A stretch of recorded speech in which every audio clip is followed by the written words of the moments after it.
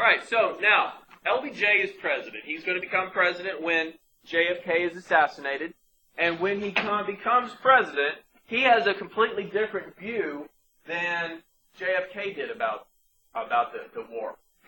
JFK saw the battle as something to help ARVN. After the Battle of Atbaq, LBJ realizes that ARVN can't handle this alone. They've got to do something about it to help them on. So what he does is he tells his National Security Advisor, McGeorge Bundy, that it is necessary to draw up a resolution to be used at a later date calling for United States involvement in the Vietnam theater. Bundy does so and gets it all ready to go, and LBJ sits on it for a while until he gets the incident that is necessary. Now, the incident that is going to give him the capability to introduce this is going to be the Gulf of Tonkin incident. That is going to happen on November 2nd, 1964. The United States Maddox, a destroyer, is out in the Gulf of Tonkin, up almost to the border of China and North Vietnam, when they are attacked by 3 Vietnamese patrol boats.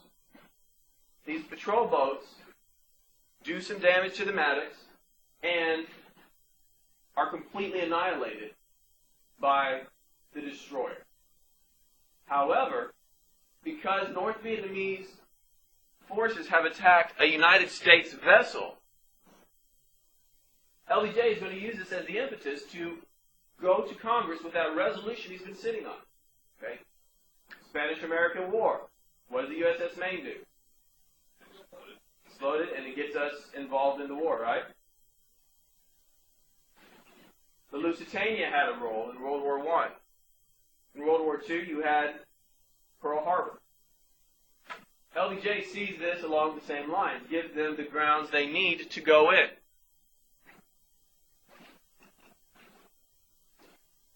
He gives Congress the Gulf of Tonkin resolution, asking for permission to go in and begin supporting ARVN.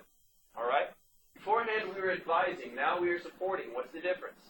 Now we're actually fighting. Now we're actually fighting. Now, the definition of fighting that we are using here is actual bombing from the air. We're not going to actually go in and send troops. Not yet.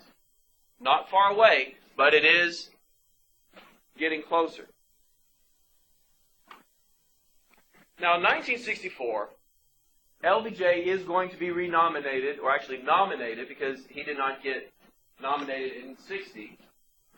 He's going to get nominated by the Democrats for the presidency. The Republicans are going to elect Barry Goldwater. Barry Goldwater is a shopping chain magnate. He's kind of like the Sam Walton of the time, where he had created his own shops and had made a lot of money. This campaign is going to be plagued with a lot of problems. Goldwater is very inexperienced. He doesn't quite know exactly what he's doing, and he has a tendency to speak off the cuff. When he does so, he makes some completely stupid statements. One of these stupid statements is going to be used in probably the most popular or most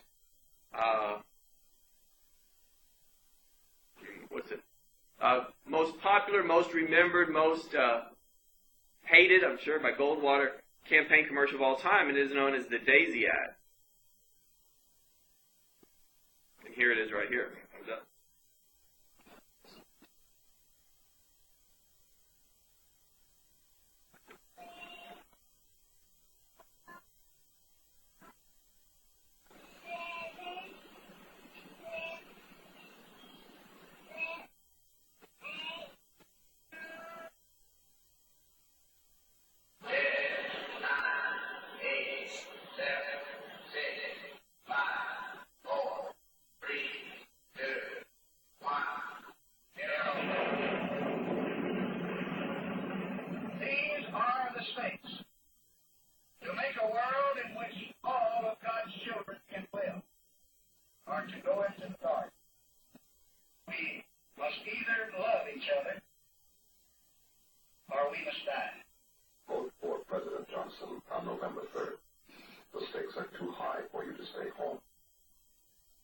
campaign ad like that, that was actually Goldwater saying, we must either love each other or we must die. You can see how that's going to scare a lot of people off. As a result, when the election actually arrives,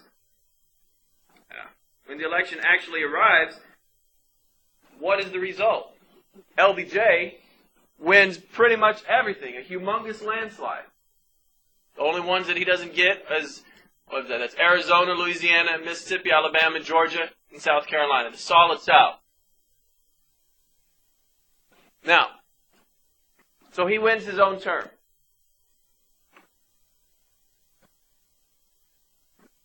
Once he wins his own term, he is,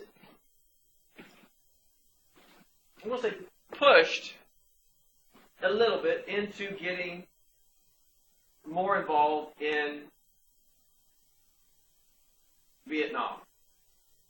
Right after the election is over and he becomes president, his national security advisor, once again, George Bundy, is over in Vietnam when it is attacked.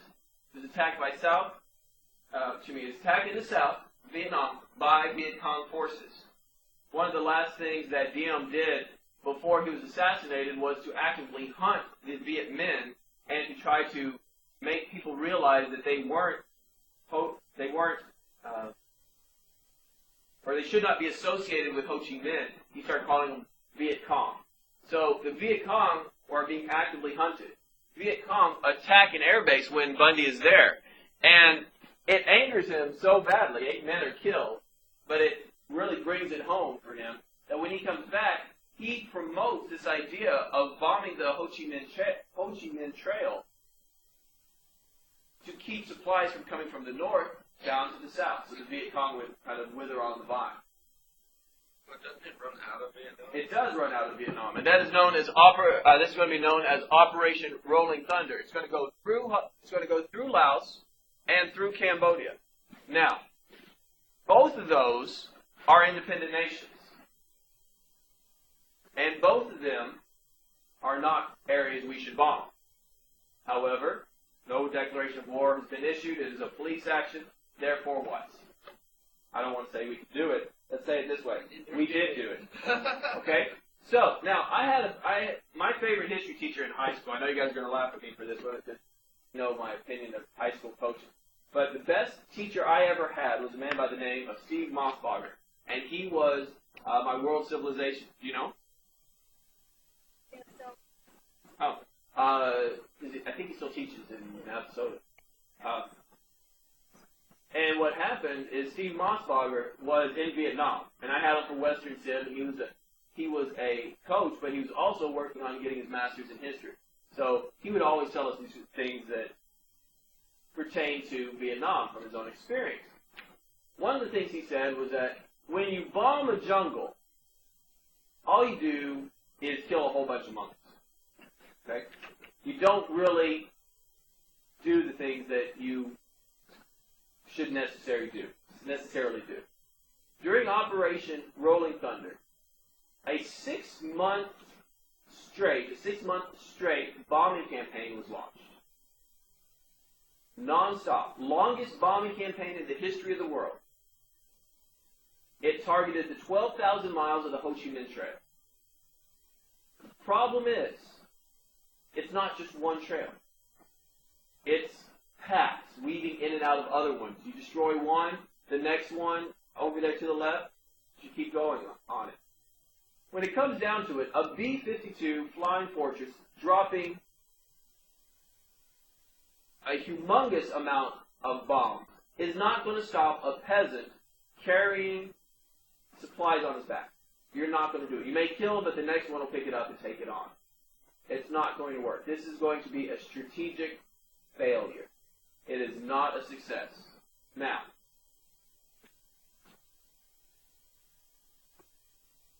by this time, LBJ realizes that something else needs to happen. And by March 1965, the first combat troops are going to arrive. We're going to put boots on the ground. We're going to send soldiers into Vietnam.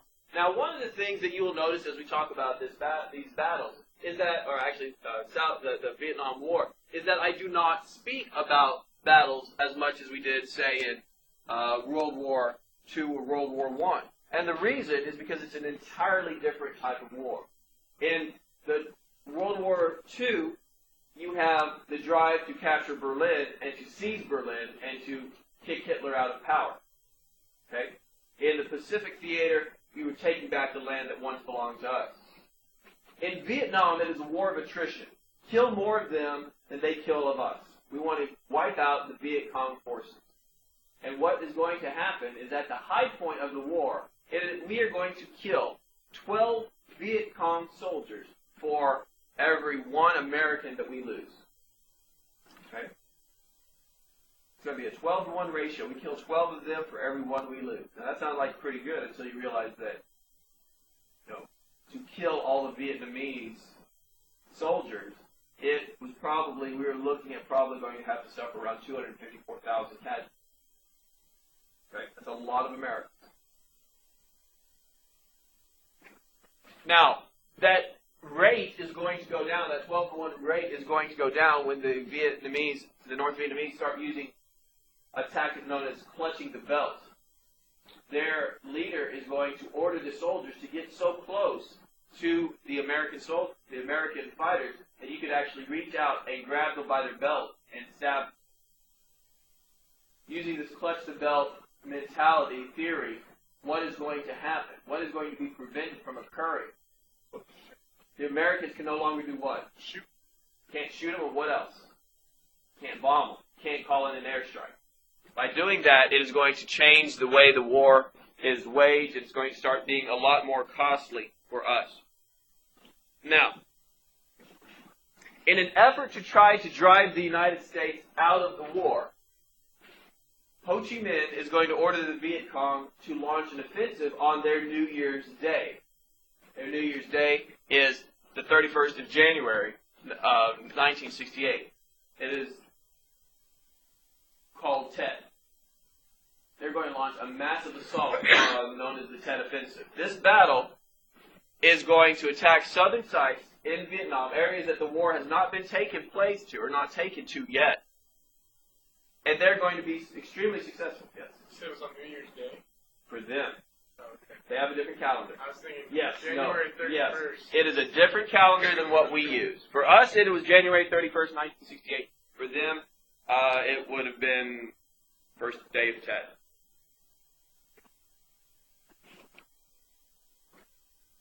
Now, in this battle, the Viet Cong are going to be successful in driving the Americans out all over creation. They are going to go so far as to actually take control of the United States Embassy for a while until the Americans can push them back. Eventually, the United States is going to rally, and we are going to take back everything that they took from us. We are going to lose around 12,000 soldiers in this Tet Offensive. The Viet Cong are going to lose around 80,000. The Viet Cong is going to be completely decimated after this battle. However, one of the things that makes the Vietnam War so much different than any other war beforehand is the fact that technology is now able to have people on the ground with these soldiers videotaping it, and then the next day, reporters playing it on the television back in the United States. How many guys ever eaten a TV dinner? Why are they called TV dinners? You eat them watching television. When did they become popular? Vietnam War. Why? Because you're watching it to see what was happening. So they didn't have time to watch, time to make food. So you bought these little TV dinners and you heated them up and watched them and ate them while you were watching television. Okay? Because of this, and because of the Tet Offensive, and because of the tremendous loss of life, 12,000 soldiers. That's my hometown, Brenham. Completely wiped out. Because of the terrible losses of life, you're going to see a humongous jump in the number of anti-war demonstrators and anti-war marches. People against the war for what is actually occurring. Now, because of the Tet Offensive, because of the loss, because of the war dragging on, and what's appearing to be a growing escalation, LBJ is not going to seek a third term, actually a third term for him, really, but it is actually his second full term. He goes on television and says, I am not seeking my party's nomination for the presidency of 1968. If nominated, I will not run. If elected, I will not serve. Says that in 68. Now, this picture is very famous because a Viet Cong soldier is being dealt with after the battle is over. Now, if you did not know that this man was a Viet Cong soldier and you just saw his picture here, what would you think? Civilian being shot by a soldier, right? But the Viet Cong didn't have uniforms. You always joke about people in black pajamas. No. They weren't always in black pajamas. It was black, whatever you wanted to call them. You can imagine what this does to the anti-war movement when it becomes known as well. Now, before we talk about the 68 election, we need to talk about two incidents that occur under LBJ's administration that really shape where we are today. The first, we have to go back to Israel. And in Israel, between June 5th and June 16th, Israel is going to beat the living crud out of Egypt, Syria, and Jordan. During this battle, they are going to launch a preemptive strike. This is known as the 6 Days War. You know why? Because it is over in 6 days. They completely defeat 3 opponents in 6 days. Whenever you talk about a powerhouse in military, you usually talk about the Israelis because of what they did in the late 40s and the 60s. Right? One of the big things during the Operation Iraqi Freedom, when we went in to get Saddam Hussein, is keeping the Israelis out. Because the Israelis go in and it's going to start, it would probably be a World War III in that whole area. It would be a nightmare. But Egypt, Syria, and Jordan were amassing on Israel's borders. Before they got a chance to strike, Israel attacks all 3 and defeats all 3. Before the war ends, they take quite a bit of land. How many of you guys have heard about Israel being told not to build on the Golan Heights? Heard of that? Golan Heights? Guess where they get it? Right there. Right there. Okay. Sinai Peninsula. They get a lot of that too.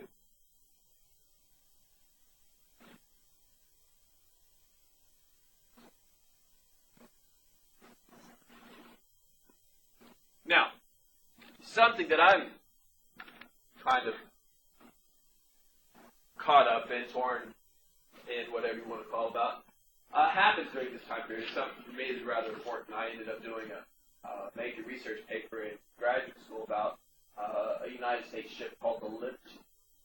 USS Liberty. She was a Liberty-class vessel that was built during World War II, and she was one of the ones that the United States did not sell as surplus. Remember, talked about the grain camp. When the grain camp exploded, what type of ship was she? Same ship.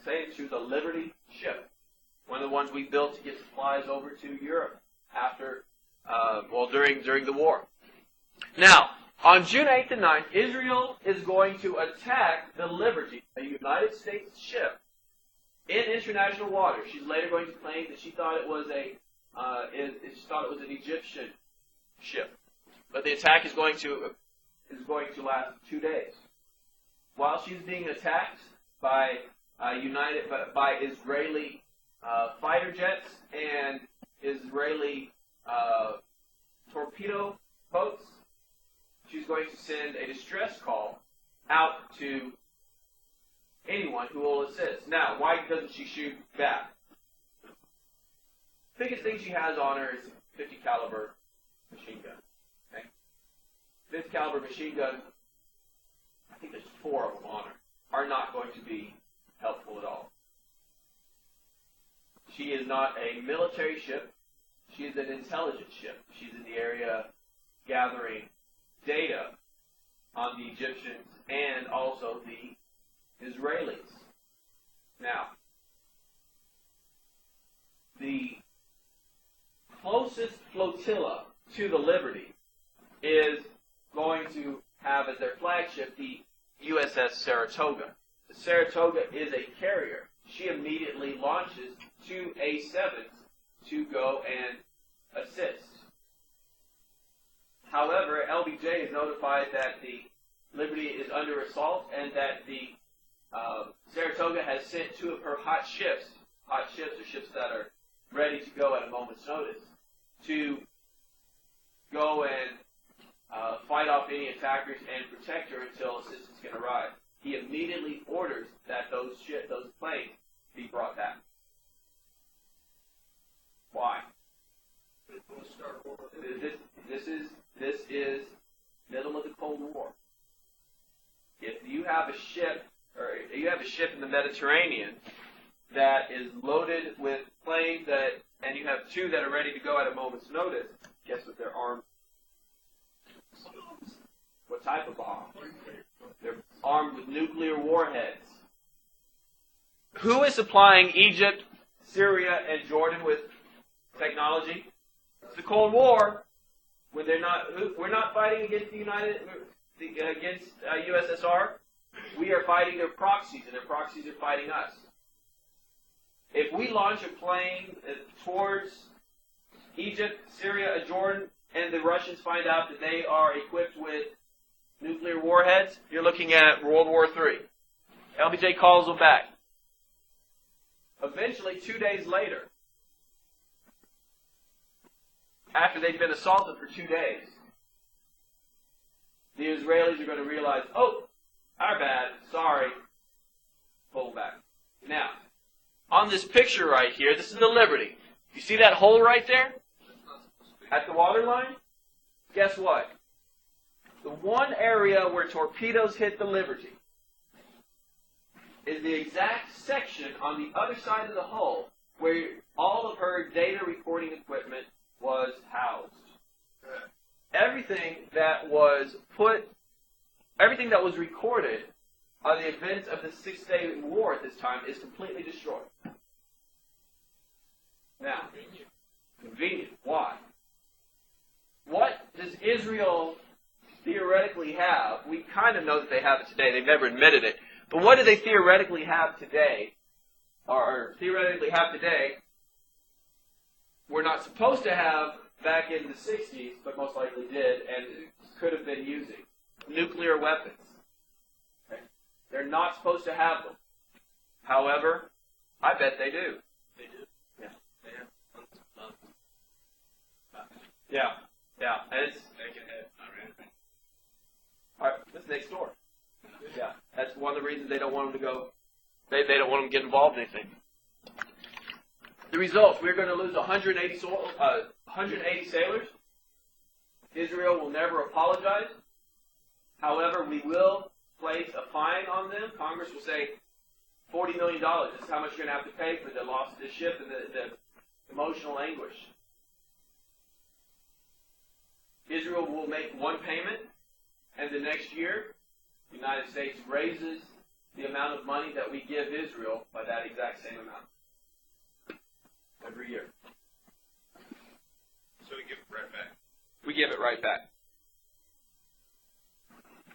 Now, something else that goes along with the Cold War, I think I made the joke in here that the reason we haven't been back to the moon since '75 is because of all the papers involving JFK's assassination have successfully been placed at a lunar repository up there. Won't know exactly what happened until we get back up there, right? You can't get much further away than the moon right now. Maybe one day we'll get up there and be like, oh my gosh, LBJ was the third government. We just thought he was in Houston. Now, JFK in early of '63 is going to call for a man on the moon within a decade. And that is going to be accomplished with the Apollo 11 mission on June 20th, 1969. Neil Armstrong, Buzz Aldrin, Michael Collins are going to spend 21 hours on the surface. Taking samples, riding the moon buggy, all the fun stuff. Kicking rocks. Yeah. Apollo 11 is the first one. Apollo 15 is going to be our last time that we are actually on the moon. Last time anybody, let's see, we're conspiracy theorists and think we've got like a stairway to it or something. Just don't tell people about it. I think you'd see it. You think you'd see it? Maybe it's invisible. Maybe that's what it is. And what happens now is 72 is the last year that we are going to be on the moon. Apollo 13 is one everyone knows. That's the one that has problems. It's an aborted landing, and they are lucky to get home alive, but they do. But this is part of the Cold War. Why? Space race. To show them that we could do it, right? The same technology for intercontinental ballistic missiles can be used for what? Putting a man on it and shooting them up to the stars. The Russians still don't believe that we did it. Now, this brings us to the election of 1968, and it is a screwed up election.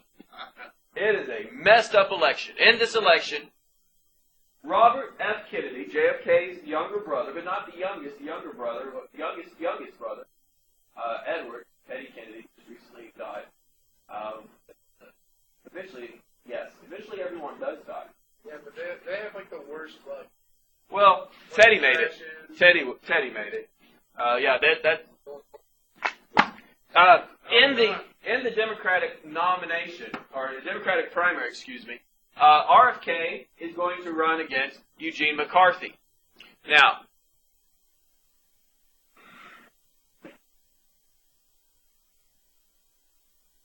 Bobby Kennedy, Robert F. Kennedy, Bobby Kennedy, is going to have no problem defeating McCarthy. And he is going to secure enough primary votes to win the nomination. However, at the convention in which he gives his nomination speech, after he's done, he goes into the kitchen and he is shot by a Palestinian by the name of Sirhan Sirhan on the grounds that he did not like Bobby's policy towards Israel. So he dies. Instead of giving the nod to McCarthy as a second runner-up, they decide that they're going to decide the issue at the convention. Now, the convention is in Chicago in 1968, and this is going to be a mess. It's the height of the anti-war movement. For the first time in a generation, the White House seat is completely uncontested. LBJ is not running. It is completely open. And the heir apparent has been assassinated. The mayor of the city of Chicago is a man by the name of Richard Daley. And Richard Daley realizes that it's going to be bad. So what he does is he tells the police, if things get bad, shoot to kill. Good situation? No. He also tells, when somebody complains about the police force and the police brutality, he tells, and he's on television saying this, he responds, tell that lousy mofo, go the F home. So what starts as a contentious issue becomes even worse when the anti-war groups show up and the youth groups show up, and there are actual riots in '68 in the Democratic Convention. The police, extremely brutal, blood flowing in the streets. Eventually they nominate Hubert Humphrey. The Republicans, meeting in Florida, have no problem nominating Richard Milhous Nixon. Now, George Wallace is going to run as an American independent. This is the person who worries Nixon the most. The result, however, as you can see, Nixon is blue and wins around 43% of the popular vote and enough electoral votes to win the presidency. So Nixon's going to come into office. Now, he's not in office long before he gets hit with some 1-2 punches. When he was running for the office, he promoted a plan, a secret plan that would change Vietnam as we knew it. When he gets into the office of the presidency, he's going to announce this new plan of Vietnamization. Basically, this is the Vietnam War. Americans don't need to be fighting in it, and we need to bring our boys home. When he comes into office, we have around 520,000 ground troops in Vietnam. Okay? 520,000 ground troops in Vietnam. So he's going to turn the war over and bring our boys home.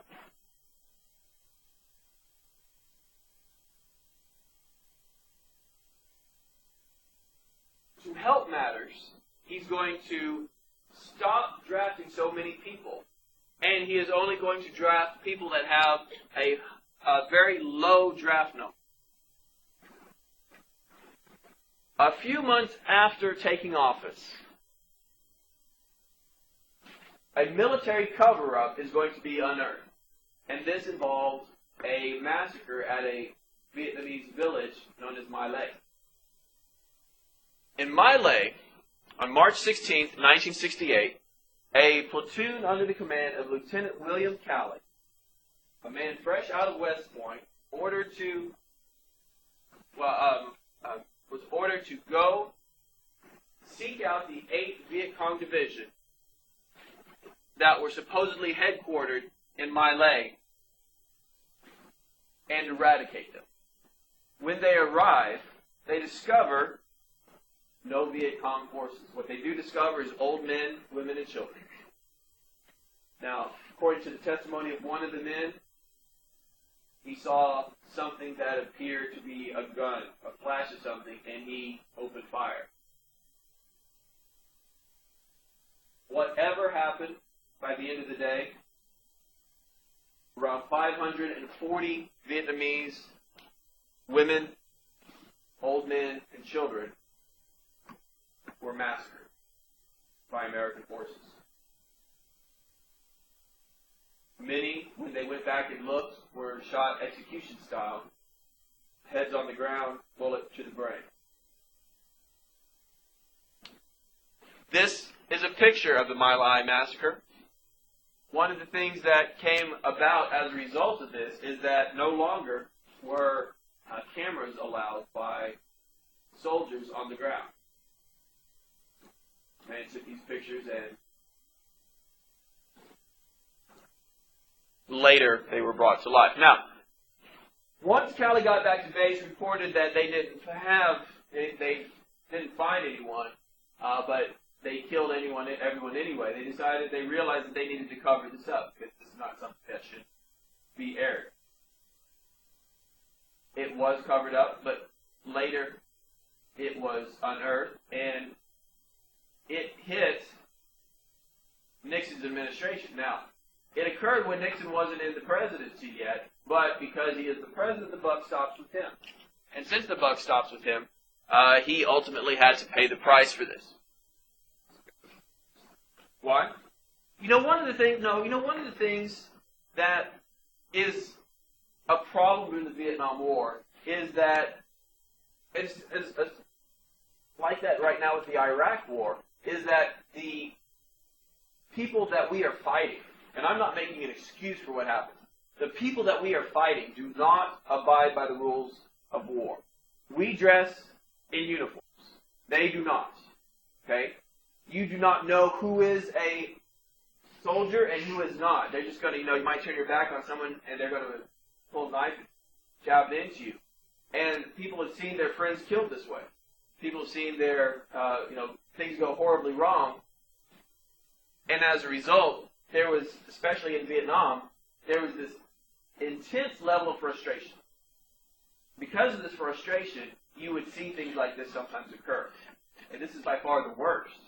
And what happens is, once it started,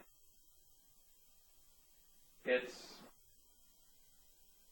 difficult to stop. Could Calley have done it? Yes. He eventually is going to be court-martialed for this and sentenced. I remember he eventually gets out for some time served and things of that nature. Now, the second thing that he gets hit with is known as the Pentagon Papers. And this is the truth about the Gulf of Tonkin. A document is leaked to the New York Times. This document reveals for the first time what really happened to the Gulf of Tonkin. The United States finds out that the New York Times has this and is going to publish it. They tell them they are not allowed to publish it. The New York Times then sues, saying that the United States is using prior restraint against them, a right that something that they do not have the ability to do. You cannot stop somebody printing something before they've actually done it. See what I'm saying? Okay. Now, if they print it, the government can go and get all the copies and destroy them, what have you. If they wanted to, they can still be sued, but they can't stop somebody from doing something before they do it because it hasn't actually occurred. All right? See what I'm saying? And Carson could go out right now and kill someone, and I could stop him now and say,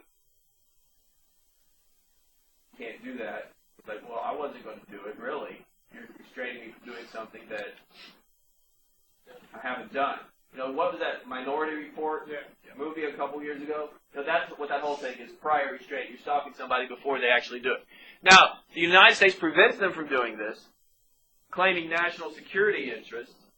The New York Times is going to sue the United States on this ground, and the Supreme Court is going to rule that there is no national security issues here at all. So they can publish it. Now, what's the deal? What is in this information that is so important? You know what it is? That when LBJ went on television and said that the Maddox had been attacked, it had been attacked a couple days beforehand. But the date he actually claimed that it actually occurred, there was no attack. The whole basis for going into Vietnam had been fabricated so we could get boots on the ground and LBJ could do what he thought was necessary.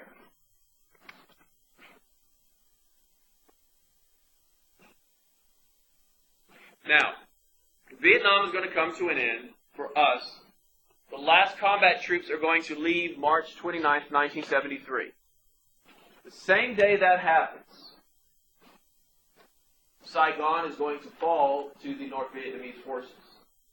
You've probably all seen the picture of a helicopter leaving a building in Vietnam. That is the last Vietnam airlift from the top of the U.S. Embassy. As soon as they got off and got away, the same day, Saigon falls. We would get out in 1973. The last troops be gone. So he does fulfill that promise of turning it over. However, he did turn it over, and what were they able to do? Nothing.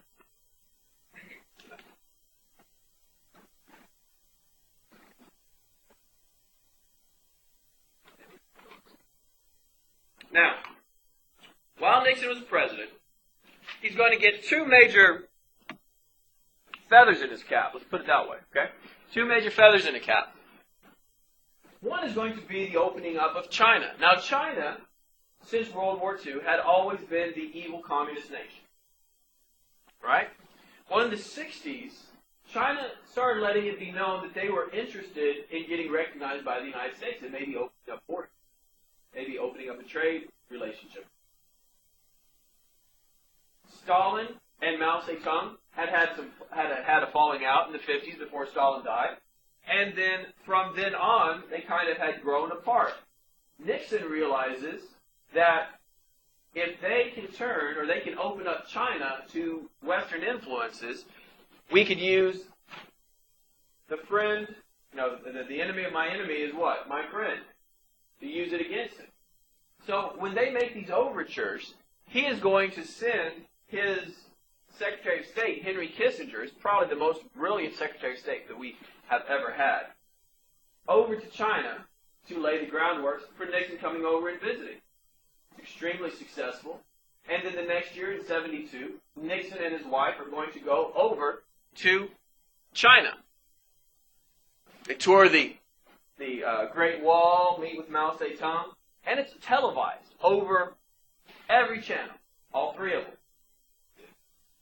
Now, it looks wonderful, looks happy, but the thing that they never showed was that you had an entire United States air carrier group in the immediate vicinity. If things went bad, we were ready to do something about it. But because of this, Nixon is going to be credited with opening up China to United States markets and our influence. Another thing that is going to happen during Nixon's administration, this kind of sets up the stage for Friday, because we're going to talk about Watergate. And Nixon is going to be up really, really high. And you're like, what the heck is he thinking? The next thing that's going to happen is a meeting with Soviet Russia. And this is to pursue what is known as détente. Détente is the Russian word for a peaceful coexistence. Now, since Stalin has died, Leonid Khrushchev had taken over, and after Khrushchev died, not Leonid Brezhnev. Khrushchev had taken over, and Khrushchev had made the Soviet ruling party upset a couple of years before, because he said, well, maybe Stalin was wrong or something, which, of course, you imagine the Soviet Union, even though Stalin is dead, and they still, it's not going to be a good situation. They kicked him out of office. His replacement is a man by the name of Leonid Brezhnev. Brezhnev does not like the closer ties that the United States has with China. So they decide to pursue détente.